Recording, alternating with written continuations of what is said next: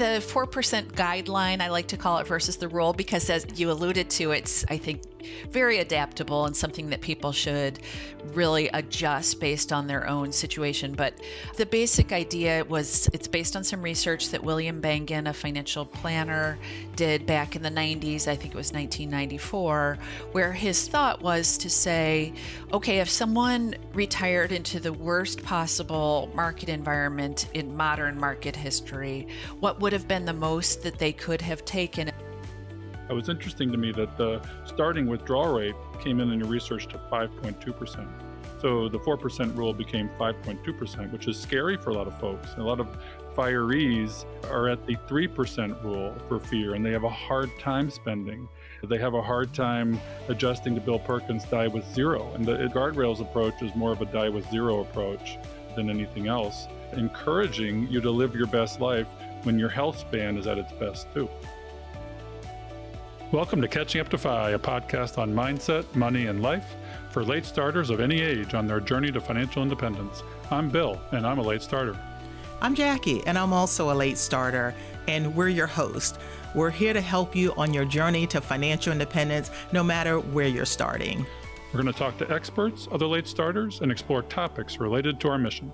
Join us as we catch up to FI together.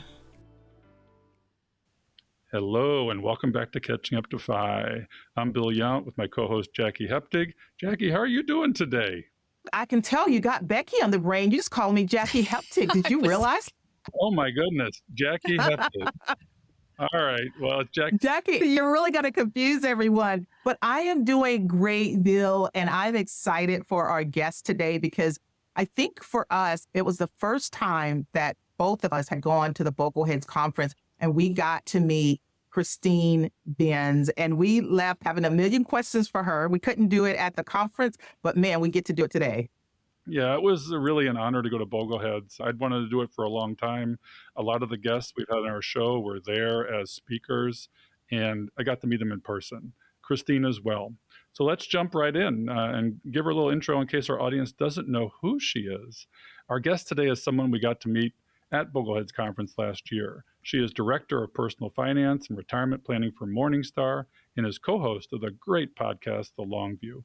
The podcast features in-depth interviews with thought leaders in investing and personal finance. She's a frequent public speaker and is widely quoted in the media, including the New York Times, the Wall Street Journal, Barron's, CNBC, and PBS. In 2020, Barron's named her to its inaugural list of 100 most influential women in finance. In 2021, Barron's named her as one of the 10 most influential women in wealth management.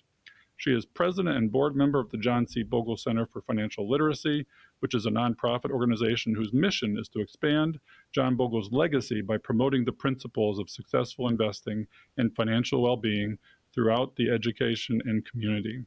She is author of several books, which includes the soon-to-be-released book titled How to Retire, 20 Lessons for a Happy, Successful, and Wealthy Retirement. Looking forward to that one. In her free time, Christine works with underprivileged women to improve their understanding of personal finance concepts. Also, something near and dear to our hearts. And I'll bet you never guess what her degree is in. It's in political science and Russian language from the University of Illinois at Champaign-Urbana. Without further ado, Christine, welcome to Catching Up to FI. Bill and Jackie, thank you so much. It's my honor to be here. I loved meeting both of you at Bogleheads, and it's great to circle back with you. Yeah, we have to ask right out of the gates, how did you go from a degree in Russian language to the world of investing? Well, it was a twisty path, that's for sure. I had studied Russian for a number of years, I guess 10 years altogether. And when I exited college, I was kind of interested in moving to DC. I had been an intern in DC.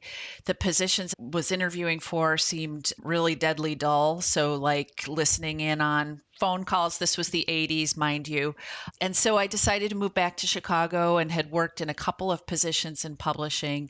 My dad was an avid investor, kind of an avid DIY type investor, and an early adopter of Morningstar. So he was one of the people who pointed me in the direction of Morningstar. He was like, I really love what they're doing. It seems like it has a lot of growth potential. And 30 years later, I'm still here. I still really believe in our company's mission of empowering investors through information. And that's my focus today still.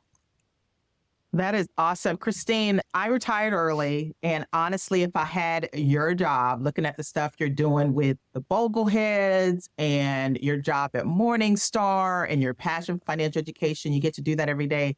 I would not have retired early. I'd still be working that job.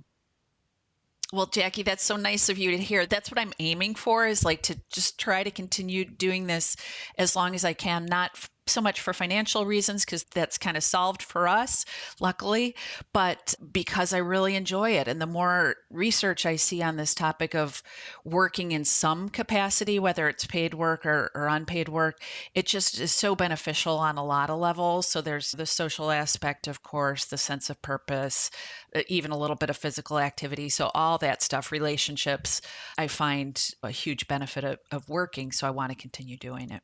Yeah, I mean, I used Morningstar when I was learning to get up going with investing. One of your things that you offer is the X-ray portfolio, where you help people understand what the composition of their portfolio and what they can do and tweak it to reach their successful portfolio. Are there other things that, say, for even late starters or early investors, that Morningstar offers as far as education, that you want to let our audience know where to jump in? Yeah, so my team, it's a fairly small team at Morningstar, but it's a pure research effort in the realm of portfolio construction and retirement planning. We touch financial planning to some extent as well. So, really, our motivation is just to sort of ask those questions like, what are people's pain points? What are their questions? And how can we help address them with information and education and research? So, we work on this annual study, which I know we're going to discuss today, where we look at, okay, what's a safe withdrawal rate for people embarking on retirement at various ages. I recently contributed to some research along with my colleagues, Amy Arnott and Karen Zaya, and it's not lost on us that we're three women researchers and we love working on this project. But the goal is to sort of say, okay, if you have US stocks as your core building blocks for your portfolio, what are your next best additions? What things really help diversify that US equity portfolio? This is some research that Amy has been leading for us for the past 3 years. The recent conclusions, maybe not surprisingly, were fairly vanilla asset classes. So we found that despite 2022, which of course was a rough market for high quality bonds have historically been a superb diversifier for equities, and cash is also a good thing to have. So you don't need to venture into arcane, sort of alternative, high cost investments to get a well diversified portfolio. We really think those three key building blocks can help people get things done. And of course, you'd want to add other asset classes like international equity, or I believe you should, but you don't have to venture too far out there to build a diversified portfolio. It's good to hear that you add international, because that's a common, hotly debated topic. John Bogle said no. J.L. Collins says no. Others we've interviewed have said yes. And then they debate how much. I'm a firm believer in international, and it's great to hear that you are too. What percentage, just as an aside for our audience, do you recommend an international in their portfolio? Sure. And Bill, by the way, I would say the data say no too. Like when you look at recent performance, it is not encouraging from the standpoint of international diversification. It has not added value. But in terms of the percentage allocation, I would use the global market capitalization, so that the value of the US market relative to non-US equities is kind of a starting point for thinking about that question.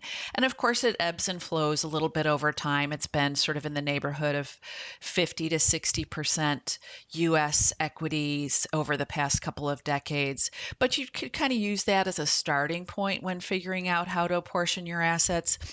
And then think about your life stage. So I would say that global market cap is a really good benchmark for people who are, say, under 50, people who are still earning and saving and have many years until decumulation.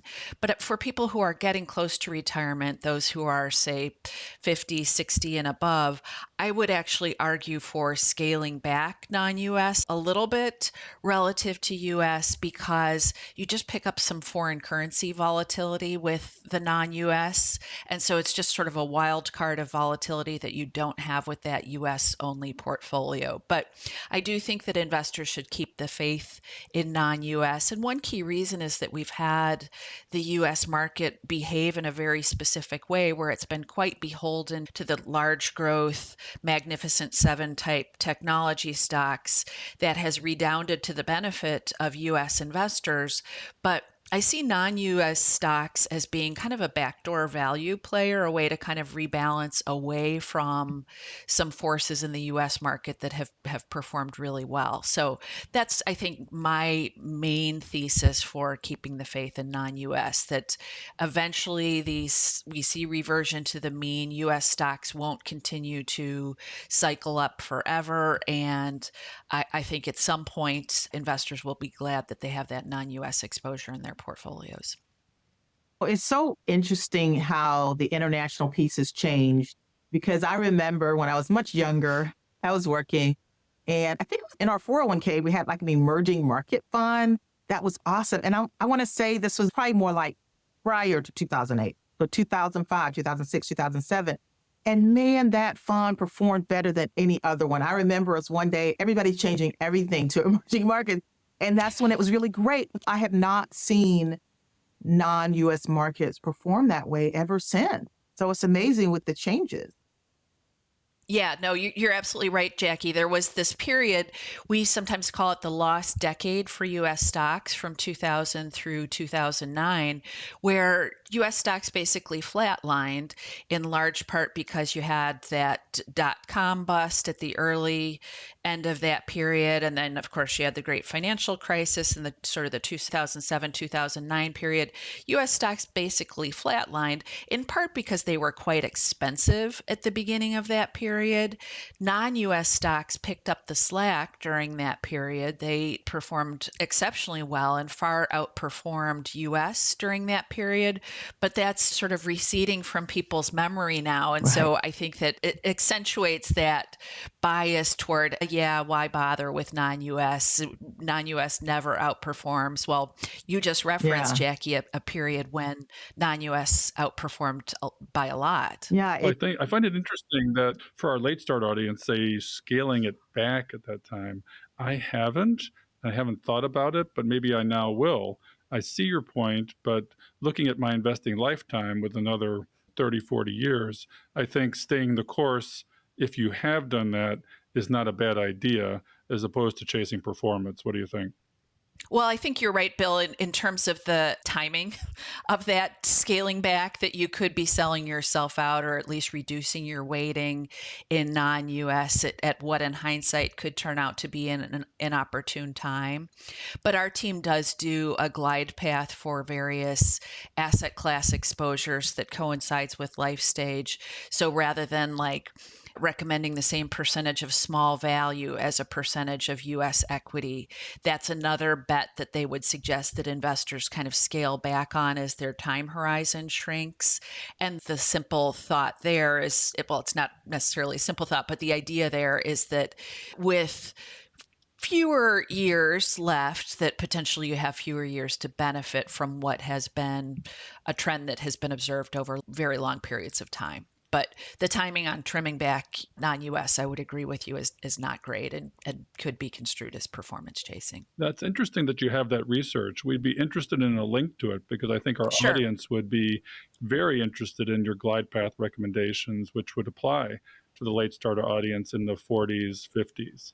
Yeah, the idea is that everyone doesn't want to maintain the same sub-asset class exposures throughout the retirement time horizon. So another example would be like Treasury inflation-protected securities. If you're an earner and you are getting a salary and you're presumably eligible for cost of living increases as the years go by, don't worry about an asset class like Treasury inflation-protected securities.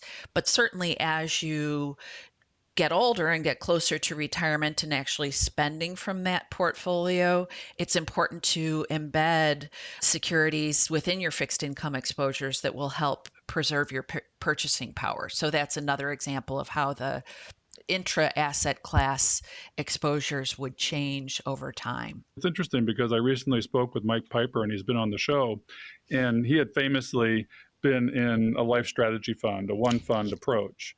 Recently, because of buying a house or something like that, he changed and he went into VT, or the total world, with a tips ladder at the back end. And Jonathan Clements has the same approach now, simplifying it to those kind of tips and total world portfolios. Granted, they're a little younger, but seeing this trend is interesting because that's kind of my philosophy. Not that I'm promoting this to everybody else in our audience, but I can't just plan for myself as the CFO of my family. I have to plan for my wife's lack of interest in portfolio management and make it simple for her. Yeah, no, absolutely. And I love those ultra simple portfolios, but I also appreciate the intuition around Mike's switch because it truly, as you get closer to drawdown, I think it is valuable to have discrete building blocks in the portfolio that you might have a year where you absolutely would not want to touch your equities, but you'd need to get some cash flows out of your portfolio. Well, that's the value of not having a single all-in-one fund, as good as they can be in the accumulation years. When it comes to drawdown, you really want something that you can tap without disturbing your equity allocation, and vice versa. If bonds are in some type of trough, but stocks have ascended, and that's rarely really a scenario, but to the extent that that might be, that would allow you to tap your stocks and leave your bonds alone. All right, great. Well, we've gotten away from our primary focus. Jackie, we want to talk today about the 4% rule. I mean, it is gospel. It is absolutely gospel in the FI community. And we find that, it's a rule of thumb, but is it really something that applies universally? And are there other ways to think about it? You wrote a paper with your colleagues called The State of Retirement Income 2023. Stronger fixed income returns boost starting safe withdrawal percentages to 4%, their highest levels in 3 years. Can you take us first through what is the 4% rule? Where did it come from? What are the assumptions? And how do you find it best used for, say, late starters or any investor? Sure. So the 4% guideline, I like to call it, versus the rule, because as you alluded to, it's, I think, very adaptable and something that people should really adjust based on their own situation. But the basic idea was it's based on some research that William Bengen, a financial planner, did back in the 90s. I think it was 1994, where his thought was to say, okay, if someone retired into the worst possible market environment in modern market history, what would have been the most that they could have taken as a starting withdrawal from that portfolio, and then inflation adjusted that dollar amount thereafter? What was the most that they could have taken? And so Bengen homed in on that kind of late 1960s, early 1970s period, which pretty much everything that could go wrong did for US investors. So you had rising interest rates that clobbered bond prices. You had high inflation, which precipitated those rising interest rates. You had falling stock prices in the 73, 74 period. So in modern market history, that's really the worst period that you could have retired into. And Bengen concluded, well, if someone wanted to have a payout over their retirement time horizon, 4% was the most that they could have taken, and then inflation adjusted it. So to use a simple example, if someone had $1 million portfolio, they could take $40,000 in year one of retirement. If inflation's 3%, the next year's withdrawal is $41,200. So that just that $40,000 adjusted by that 3% withdrawal rate. So that was Bengen's basic research. Our go at that research meant to be forward looking. So we've been working on this research for the past couple of years, where we have taken our team's forward looking stock and bond forecasts and plugged them into Monte Carlo simulations and attempted to figure out, okay, if you're embarking on retirement today, how much could you reasonably withdraw from that portfolio? When we initially did the research in 2021, the conclusion was 3.3% because starting conditions were pretty bad in 2021, where we had very low bond yields. Inflation wasn't high, but equity valuations were pretty expensive. So 3.3% in 2021, 3.8% in 2022. And then more recently, in part because of higher bond yields, we elevated that starting safe withdrawal percentage to 4% in the 2023 research.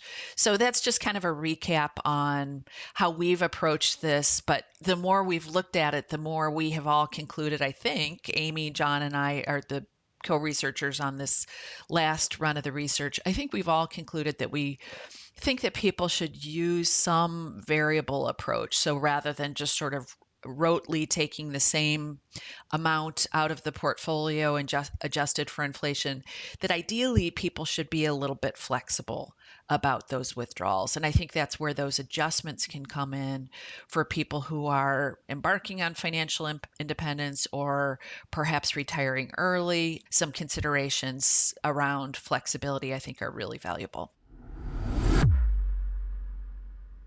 We are super excited for one of our new partners. It's called Create Your Own Financial Plan. And this is a comprehensive video course by our friend Cody Garrett. He's with Measure Twice Money, and he's been on our podcast. And we love this course that he has put out. So if you are a true do-it-yourselfer and you've been wanting to put together a financial plan, check him out. I've gone through the course myself, and I have nothing but praise for it and the quality of work that Cody Garrett does. Cody Garrett is a CFP, so you're getting the mind and the experience of a CFP that you can trust. You just need to go to Measure Twice Money /catching up, and you will get $100 off this course. And again, that is Measure Twice Money Catching Up. And Christine, I'm curious. So what are some of those variable strategies that you mentioned?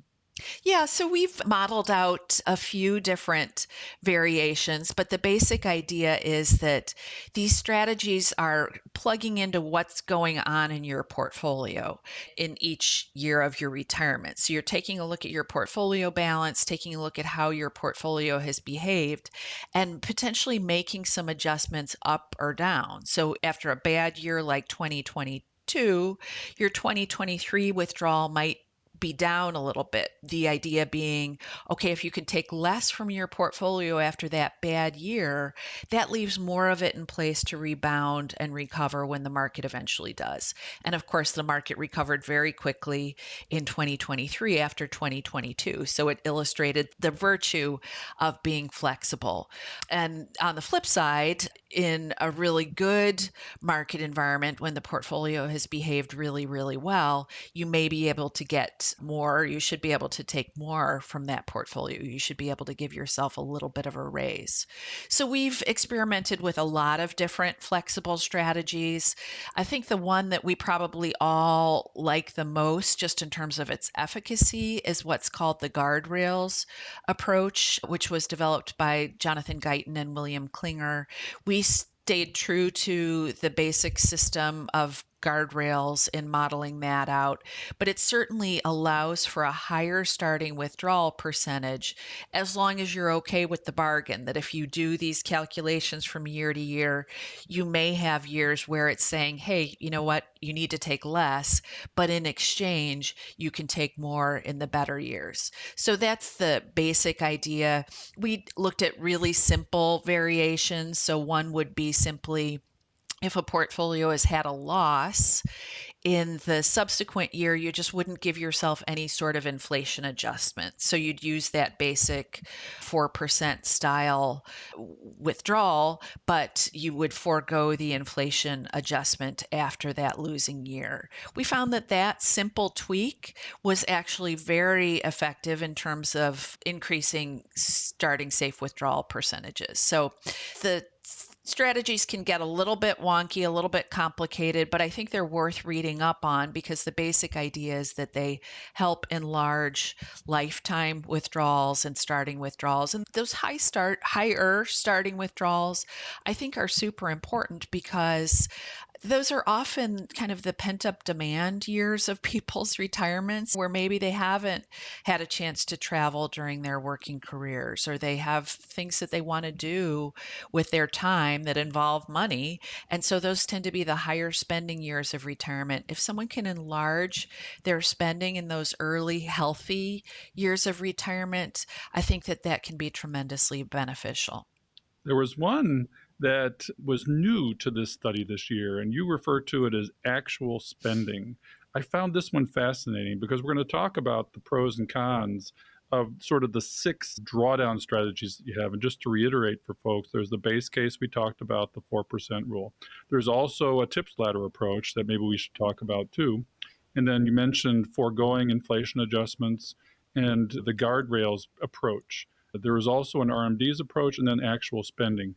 Maybe we should talk about actual spending first and then circle back to the RMD approach. Sure.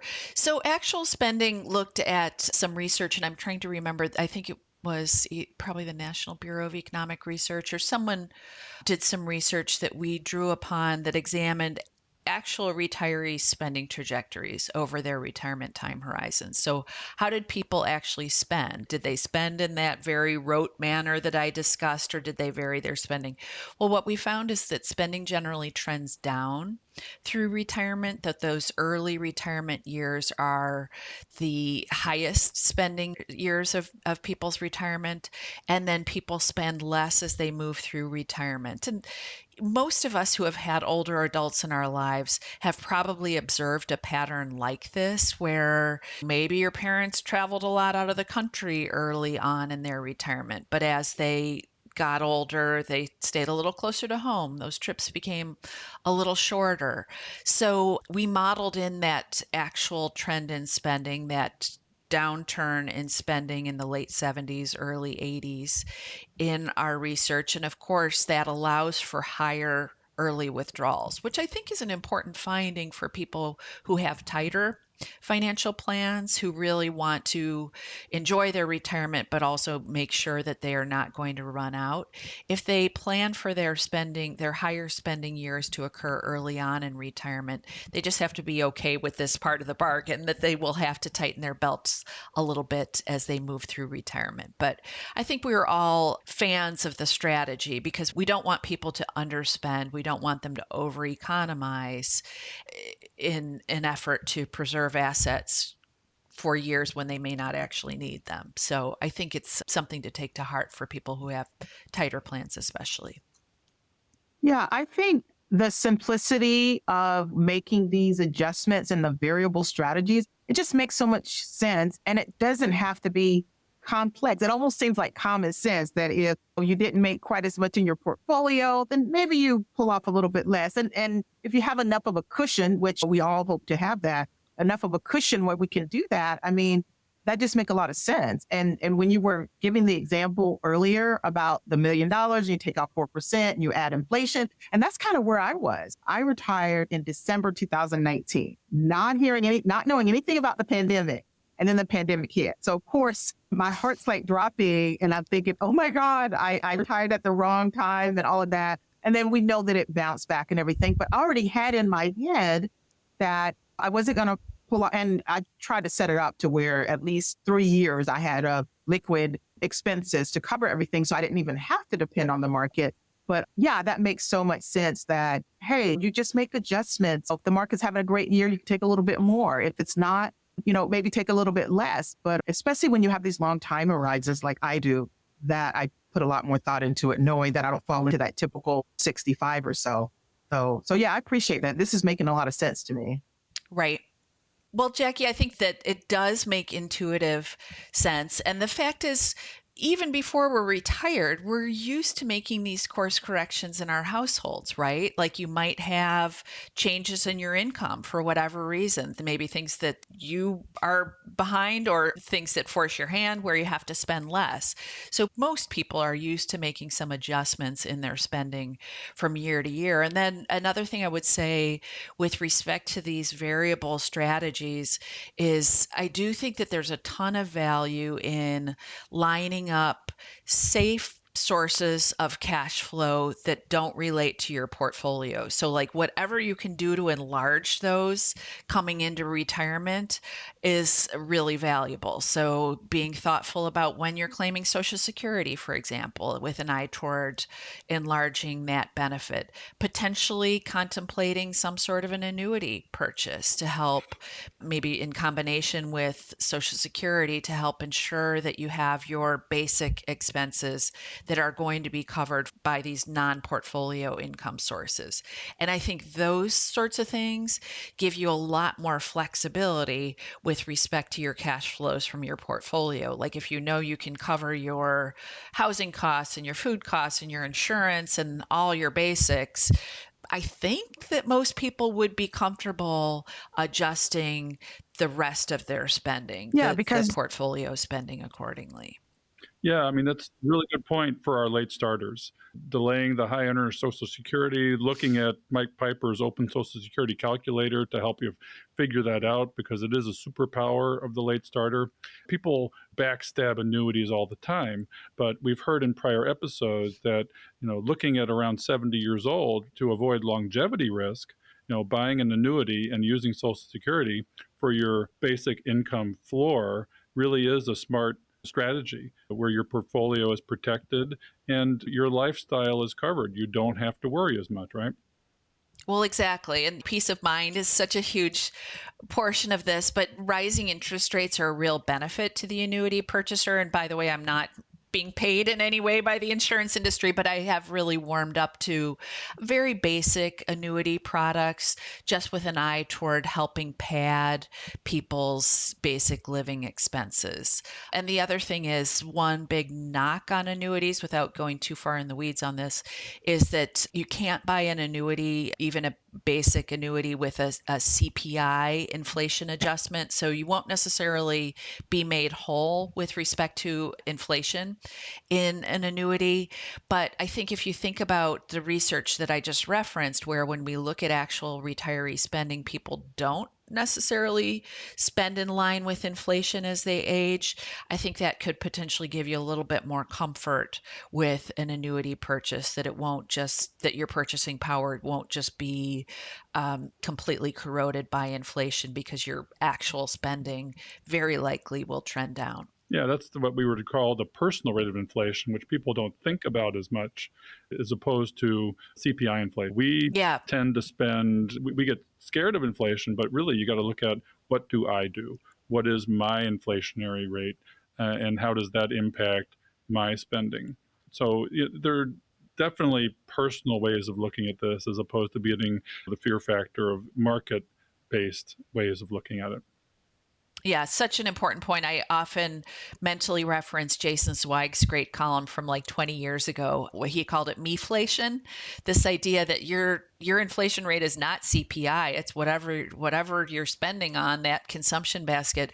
One thing older adults have going for them is that majority own their homes and do not have mortgages even. And so that tends to be very beneficial from the standpoint of inflation, whereas renters and certainly new home purchasers today are very much affected by inflation. On the flip side, one negative from the standpoint of inflation for older adults is that healthcare expenses have historically been inflating higher than the general inflation rate, although I think that has tapered off a little bit recently. But that's a headwind potentially for older adults, because that the healthcare oh, spending and is a bigger share of their consumption baskets typically. Okay, we have all these 6 cases of variable spending rates.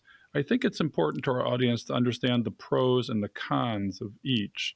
So let's walk through briefly, because I became enamored with the actual spending because of the pros and cons. But what are the pros and cons of say the base case for people, the typical Bengen 50-50 portfolio, 4% rule. What are those pros and cons?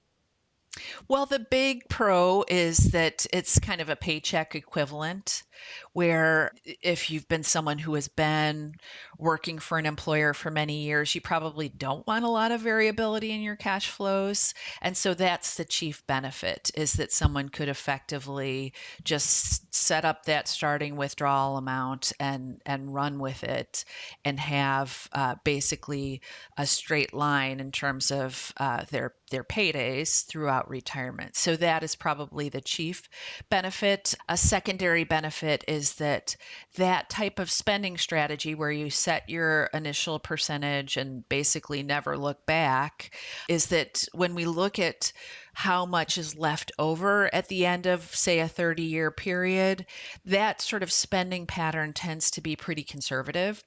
So it leaves pretty nice leftover balances. Oftentimes, the market is much better than that worst case scenario that the 4% guideline is assuming. And so, oftentimes, if people are just decumulating at that 4% starting withdrawal percentage with that dollar amount inflation adjusted thereafter, it'll leave them with pretty big leftovers. So, those are the two key positives. The negatives, I think, are many. And I've come to view it as almost a little bit of a straw man in terms of thinking about retirement spending. And the main one is the actual spending, which is the strategy that you're enamored of, Bill, shows that people don't actually spend that way at all, that they do, in fact, vary their spending. They might make voluntary reductions when the market is bad, but importantly, they just spend less as they move through those later years of retirement. And the 4% guideline doesn't do that at all. In fact, you're giving yourself a little bit of a raise each year throughout retirement. So it doesn't sync up with retirees' actual spending patterns. I see that as the chief negative. And then I think you could also look at those big leftover amounts, the too conservative thing, as a negative for people who want to maximize their consumptions during their own lifetimes. And maybe they don't have kids, or their kids are launched and don't care about inheriting anything. In that case, that retiree sticking with that 4% style spending is under consuming relative to what he or she probably could do. And I see that as a fairly significant negative for that strategy. What about the positive and negatives of the Guyton-Klinger guardrail strategy? This is significantly different. I know that Becky Cummings-Koski, There you go again, Bill. Becky Hepday, our prior host, I did that on purpose. I know that she uses a guardrails approach. What are the pros and cons there? So the key pros are your eyes pop out when you look at that starting withdrawal percentage that's allowed. It does significantly enlarge starting safe withdrawals, as long as you're okay with this idea that you will make adjustments as you go through your retirement time horizon. So starting withdrawals are much higher, and that's especially the case for people with higher equity allocations. Starting withdrawals are higher, lifetime withdrawals are also higher. So you're periodically giving yourself a raise as the market performs well. And over many, many periods of 30-year periods of market history, the market has performed really well. So you're able to enlarge your balance and increase your lifetime payouts from the portfolio. So those are the chief advantages. The chief disadvantage, and I know I've talked to Jonathan Guyton about this and he disagrees a little bit, but it's administratively a little more complicated than some of these other more simple strategies where you're having to revisit your spending rate year by year and sort of test that spending rate. That's, I think, a drawback to the strategy. But otherwise, it's certainly the best strategy for consumption-minded retirees. Another negative is because it does encourage you to spend on an ongoing basis. So if your portfolio has performed well, you get a raise. Well, the negative of that is that you are tending to have fewer leftovers for heirs. So if that's a big priority, the strategy might be somewhat less attractive for people. Yeah, it was interesting to me that the starting withdrawal rate came in your research to 5.2%. So the 4% rule became 5.2%, which is scary for a lot of folks. A lot of firees are at the 3% rule for fear, and they have a hard time spending. They have a hard time adjusting to Bill Perkins' die with zero. And the guardrails approach is more of a die with zero approach than anything else, encouraging you to live your best life when your health span is at its best, too. Right. And John Guyton has a beautiful metaphor for this, which we actually discussed in my book, where the way he described the 4% style spending is he said, imagine you're embarking on a road trip. And I tell you, you're not allowed to adjust your driving, your rate of speed at all during that whole road trip. And you don't know, will the roads be icy? Will they be just fine? He said you'd probably say, okay, I want to be safe rather than sorry, right? If you're telling me I have to pick this spending rate right now and I can never revisit it, I can't look back, or I have to choose my speed limit right now at the outset of this road trip, of course I'm going to be conservative. But he said the virtue of driving in a modern car with brakes and mirrors and lights and all that stuff is that you can adjust your spending, and you should plan to adjust your spending. So you might say, well, knowing that I have all these tools at my disposal on my drive, okay, maybe I'll choose 45 or something like that. And that's the basic idea behind the guardrails, is like, we're going to start you out here. The data supports that if you make the course correction, if you encounter a bad market and make the prescribed course corrections, you'll be just a-okay. But you get to start with a higher spending rate.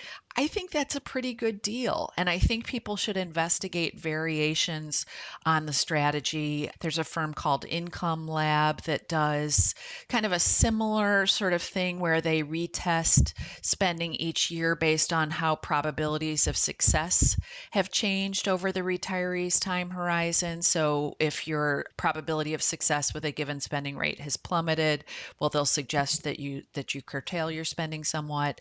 But there are all kinds of variations on this, but that's the basic idea, is that you have tools at your disposal, you have some changes you could make, and you should consider taking advantage of them. Ooh, I really like that analogy, Christine. That makes so much sense because during people's lifetime, they can have layoffs. There's so many things that happen while you're working where you have to make adjustments. Why shouldn't we have those same thought processes when we retire and know that we'll have to make adjustments? So yeah, that analogy makes so much sense. Hey, Catching Up to Fi audience, this is Bill Young telling you that we have some great sponsors here on our show these days. Jeremy Schneider, who's been on the show and is the founder of Personal Finance Club, has created a couple of great courses that he is giving to our audience at a $30 discount. Click on the link in the show notes to get this deal, and you can have the course, How to Money Like a Millionaire, which normally is $99, but you can get it for $69 using the code CUTOFI if you click on the link in our show notes. The other course that he does is called Build Wealth by Investing in Index Funds. And again, this course is only $99 normally, and it's such a great value already, but you can get $30 off and pay $69 for this course as well. Now, why not take them both? Buy his Ultimate Personal Finance Bundle, which again is normally $149, but you get $30 off the bundle if you use the code CUTOFI. Go to the show notes and find the link for these courses and get started on your personal finance journey. You know, I was also curious, and I know I've heard some people get this confused, and I myself have gotten confused. Exactly, like, what is the 4% guideline? What does it factor in? So we know that it factors in inflation, right? Does it factor in taxes at all? Yeah, Jackie, great question. And we actually got this question a lot in response to our research.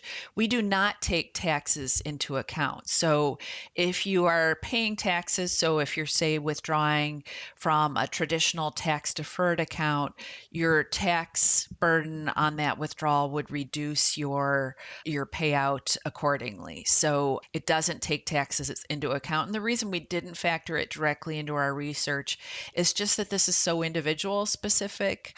I think increasingly we'll have more folks coming into retirement with maybe the majority of their portfolios in Roth assets, which of course aren't subject to tax once you're of a certain age. So we didn't model it in, but it's an important consideration. So if you're Right. someone who's coming into retirement where the bulk of your retirement savings are in tax deferred retirement savings vehicles, traditional IRAs, traditional 401ks, and on down the line, you'd need to factor in that tax hit and your spending rate would be reduced accordingly. Yeah, that's important to keep in mind. And I guess also along those lines, the things that could help people when they retire and with this 4% guideline is the things that it doesn't include that could help you, like Social Security. So that's not factored in, right? Right. And then you mentioned pensions and annuities. So if they got those things coming, then maybe 4% is not necessary anyway. Well, exactly. And that's why I always say job one in all of this is to focus on those non-portfolio income sources, whatever you can do to enlarge them coming into portfolio drawdown. It just gives you so much flexibility and so much more power with respect to that drawdown decision. And I think that's another, people don't like to talk about work, but I think that's another benefit to potentially continuing to work in some capacity, even if it's not in an especially remunerative job, but just something that brings in a paycheck that helps reduce spending from the portfolio. That's well worth considering. I talk to so many of my friends who have corporate jobs that are very taxing and have been gratifying, but at some point they want to get out of them. And I often hear like Trader Joe's seems like such an ideal sort of setting where you're going to leave Trader Joe's at the end of your shift and you will be done. But along the way, you will have maybe gotten a little physical activity and socialized with some younger colleagues, whatever. So I think being willing to consider work in some capacity is well worth contemplating. It certainly seems like retirees are Trader Joe's. They all wear Hawaiian shirts. Well, and not to mention passion projects as well. There was a guy in our Catching Up to Five Facebook group, and he shovels his neighbors' driveways. And I forgot how much they paid him. I want to say like $50, but he loved to do it and he would have done it anyway. And it just gets him out. It gets him up. He's got, I guess, this big piece of equipment that does it in 10 or 15 minutes. And that's what he loves doing. And for me, I like financial education. So Bill will probably be doing financial education too. So I love the idea of like trying to find what your passion projects are. And you know what? It's okay if you make a little money from them. Or like you said, go out somewhere else and just get value from still doing other things, even after you're not tied to that job. Yeah, one of the most inspiring podcasts we've done recently for our Longview podcast, it was with Mark Friedman, who I'd really recommend as a guest. He came up with this idea of encore careers, he calls it. And the idea is to try to figure out something to do, whether an earning job or a non-earning job, just something that is compelling to you, that gets you in touch with other people, ideally people of different generations, if possible. It's just, I think, time for us to revisit how we think about working. That if work is, for whatever reason, just this slog for you, by all means, think about how to get out, but stay active, continue to stoke that sense of purpose. I think it's absolutely crucial. Yeah, I agree. Jordan Grummett talks about this. You had a great conversation with him about taking stock at the Bogleheads conference, which is videoed, and they can find it on the Bogleheads website and probably should look at it and read his book. One of the things from a numbers standpoint that I want to at least pay homage to here, and it's important, we'll probably do a whole episode or two or more on this with Big Earn, Karsten Jeske, is sequence of returns risk. And we've got to pay attention to this. Our late starters really have to pay attention to this. Can you describe what it is and sort of maybe some basic strategies that we as late starters or people in general need to do in order to combat it? Yeah, it's such an important concept, Bill, but the basic idea is that if you encounter a bad market environment, and that could be bad stock returns, bad bond returns, high inflation, maybe all three at once, like that late 1960s, early 1970s period, if you encounter that at the front end of your retirement and you're simultaneously spending from your portfolio during that time and you're not necessarily making adjustments to acknowledge what's going on with that portfolio, well, that's much, much worse than if you encounter that bad market environment toward the end of your retirement. So I've got a slide in a presentation I often give that illustrates, like, what if those bad market returns that occurred in sort of the late 1960s, early 1970s, what if someone retired and encountered them at the tail end of their retirement? What the research shows and what the slide shows is it doesn't really matter. If that person had good market returns early on, they would be home free. They'd have been able to meet their desired spending rate. They would have even enlarged their portfolio balance over their time horizon. But if they encountered it early on in retirement, well, it makes all the difference. So in terms of how we troubleshoot this risk factor, I would say the two key things you'd want to bring into your toolkit would be, well, think about adjusting your spending rate. So if you walk headlong into a bad market environment, think about adjusting your spending rate down. You could potentially also think about delaying retirement to get yourself through that bad market environment, but most retirees don't really love to hear that they should consider that, but that's another idea. And then the third key thing would be having your asset allocation be such that you could spend through some safer assets that are less likely to have gone down during a bad market environment. And so you wouldn't have to touch the assets that had fallen the furthest. So that's the basic intuition why we would recommend people hold some cash in their retirement portfolios, why they would hold some fixed income securities in their retirement portfolios, and fixed income securities of different duration ranges as well, that you would have your cash and then potentially move on to your short-term bonds, which have historically not had very deep troughs in terms of losses. And then potentially you could move on to the intermediate term bonds without having to touch the growth assets in the portfolio, the equity assets that would most likely have depreciated the most during such a period. So those would be the main things I'd think about as a way to mitigate sequence of return risk.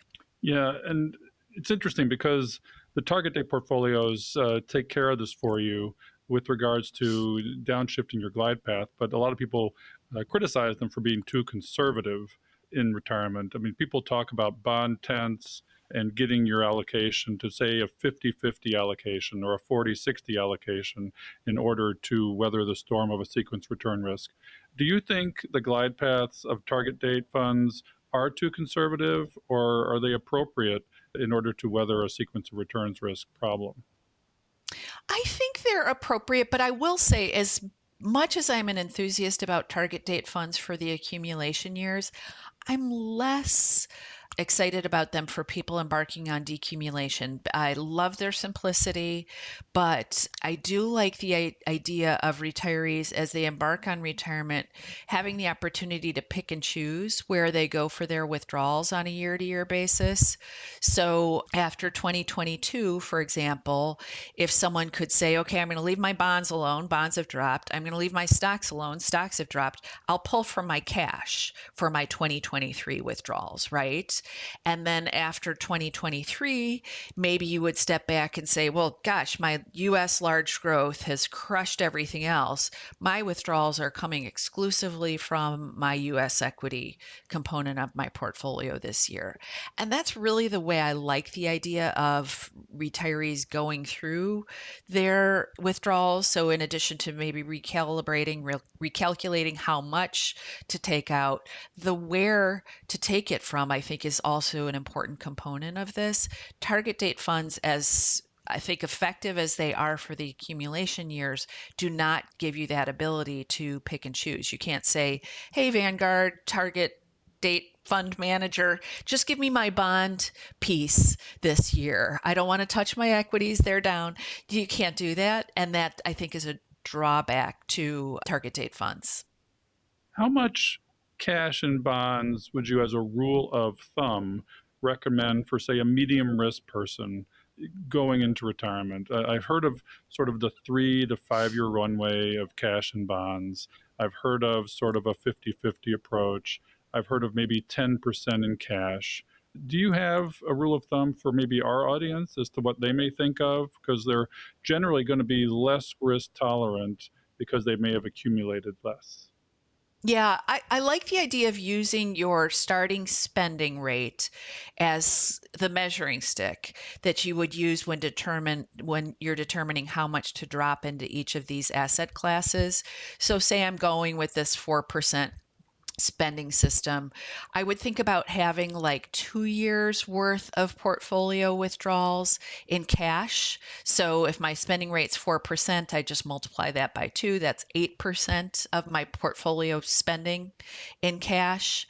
And then on down the line, so with fixed income, I would think about having maybe another 5 to 8 years worth of portfolio withdrawals in a fixed income portfolio. And I would stage it by maturity where I'd have kind of the next line reserves lined up, some sort of a short-term high quality bond fund, and then an intermediate term high quality bond fund. But I think maybe 5 to 8 years worth of portfolio expenditures in that next bucket of the portfolio. So that's maybe if we're using that 4% spending rate, if we're going for 8 years, that is 32% allocation of that portfolio to fixed income securities. So with my cash, I've got 8.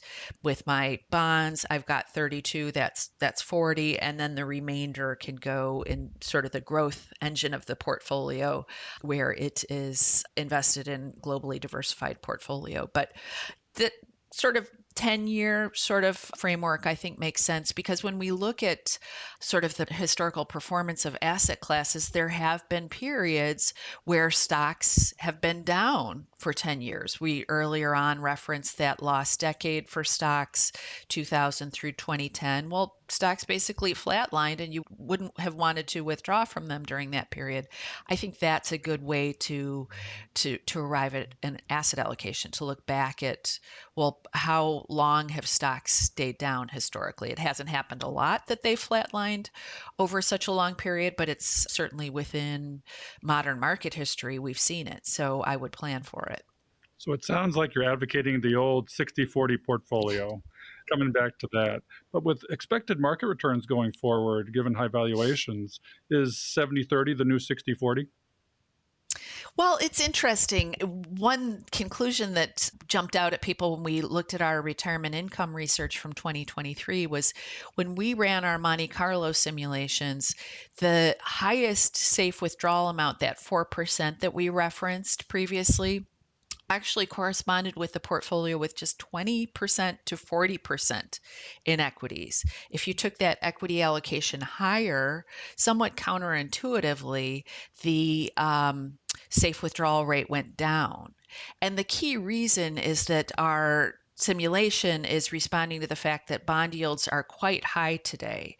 So the system is basically saying, hey, if you're telling me you want this very stable paycheck throughout retirement, let's line it up and lock it down in fixed income assets today, because that gives us the high probability of success with a fairly safe portfolio. But as we talked about, there are significant disadvantages to that sort of spending system. It's not necessarily for everyone, and it doesn't necessarily coincide with how people spend. Certainly for people who have a longer time horizon or a high bequest motive, they'd want to think about having a higher equity allocation. I certainly plan to come into retirement with a higher equity allocation than 20 to 40% equities. Jackie, we have covered a Yeah. lot today. We may have overloaded our audience. Christine has just dropped so many knowledge bombs here. Do you have any final questions for her with regards to our topic today? Yeah, well, and this is just a little bit of a detour, but Christine, I've noticed the great work and research Morningstar has been doing around health savings accounts, HSAs, which is kind of new. And we talked about the retirement piece and how the healthcare costs start to really pick up later on in retirement. So do you think that that could be somehow part of the strategy as someone is getting ready to retire, want to try to use that 4% guideline? Like how does an HSA possibly fit into that to help be a little bit more of an extra, I guess, an extra factor in coming up with that number? Yeah, it's hard not to love HSAs for people who are covered by a high deductible healthcare plan. And HSA is just such a great thing to add into your retirement savings toolkit if you're covered by a qualifying high deductible plan. And the basic idea is that the tax benefits are just phenomenal with HSAs, where you're putting pre-tax dollars into the HSA, you're enjoying tax-free compounding, so you can invest your HSA assets in something that earns a decent return over time.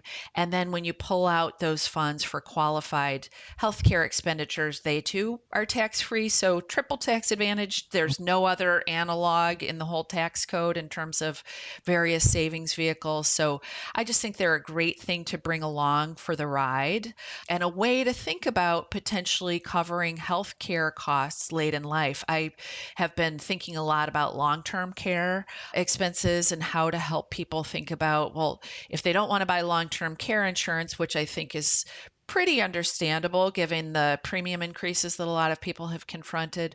Well, how do you build some sort of a bulwark against long-term care? I think a health savings account can be a really nice a nice account to consider funding with an eye toward at least potentially building some defense against long-term care. And then if the circumstances work out positively and you don't have long-term care, you can use that HSA for other health care expenses. So I love HSAs. To cite our team's research, Fidelity's HSA was the top evaluated HSA in their study.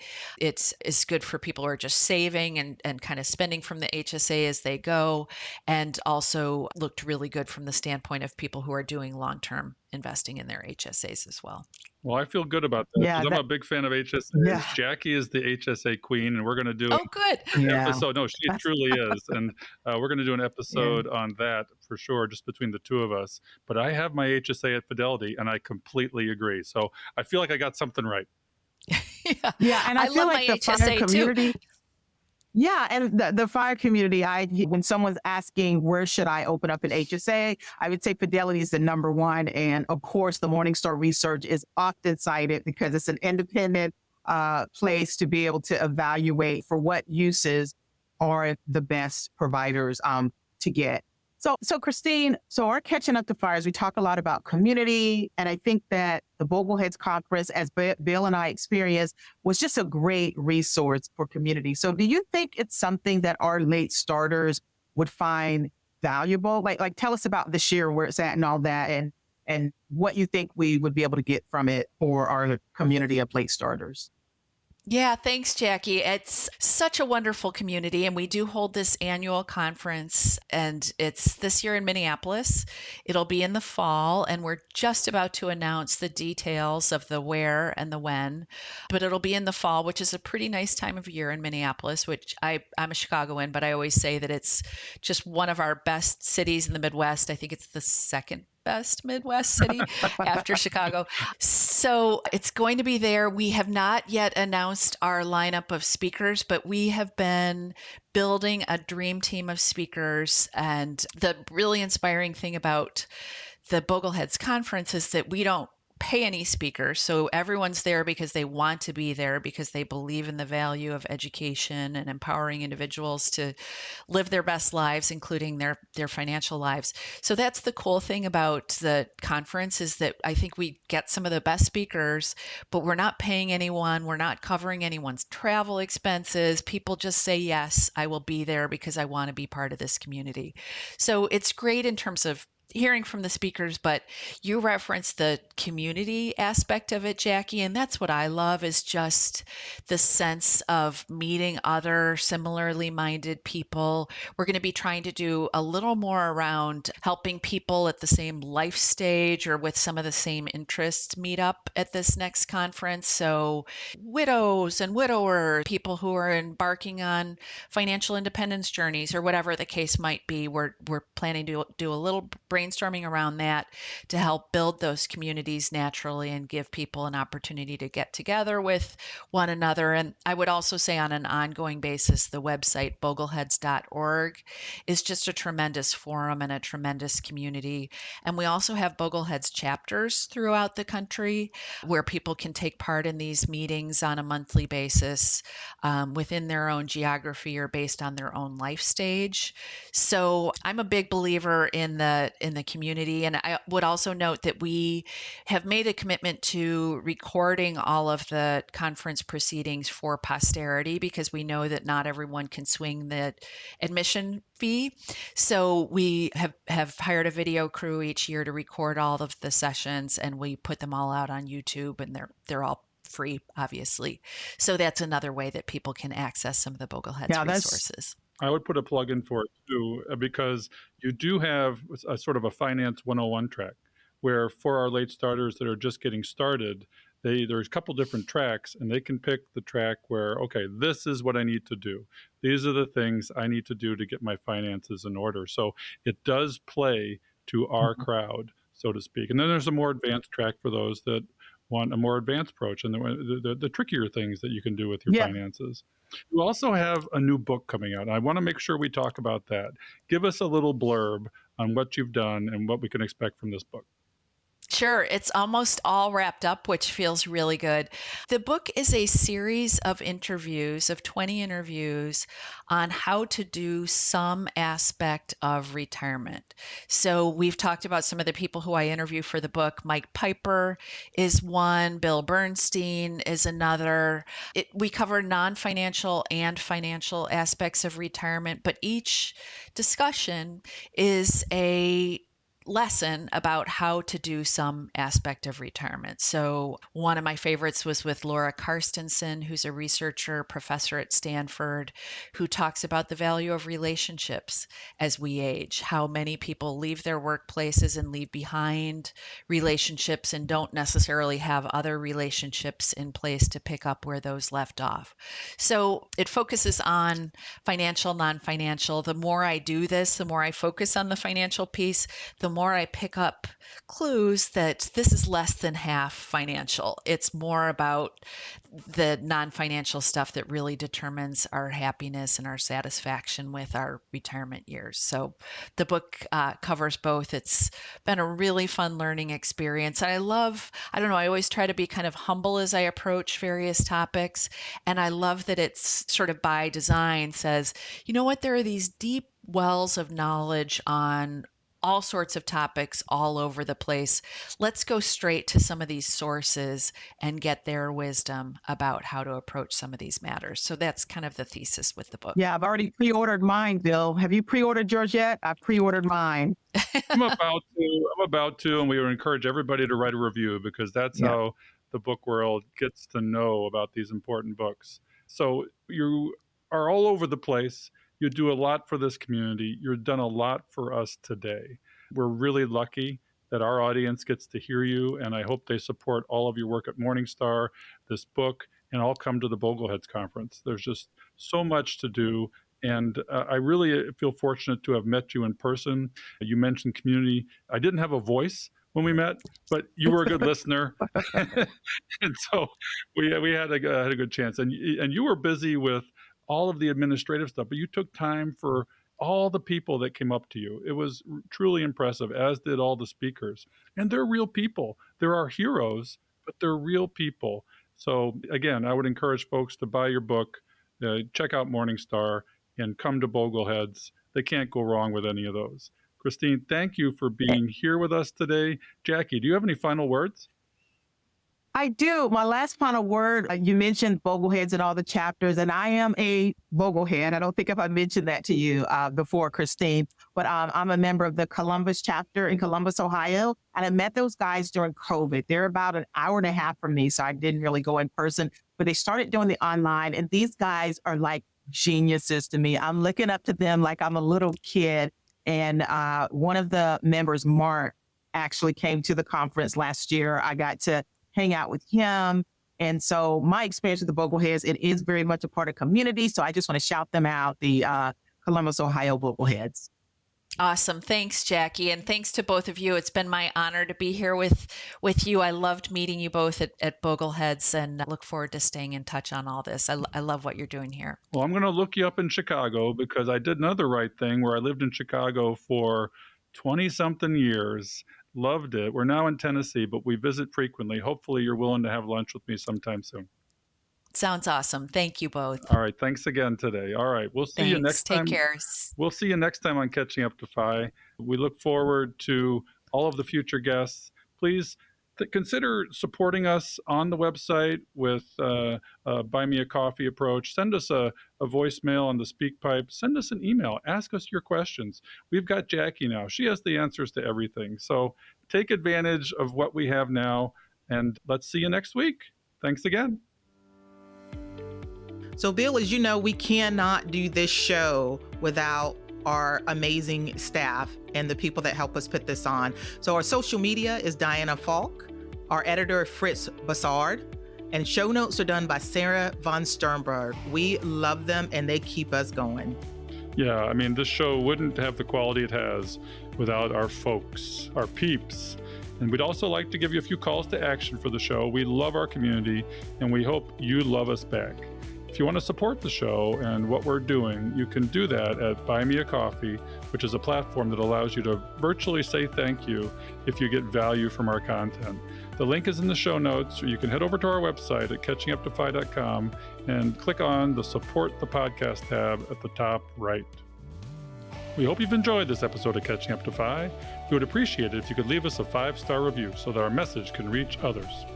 While we are financial educators, and I'm a financial professional that loves to teach, our content is for general education and information purposes only. We are not providing financial, legal, or tax advice. Always do your own research or consult a professional before making important decisions. We'll see you next time on Catching Up to Fi.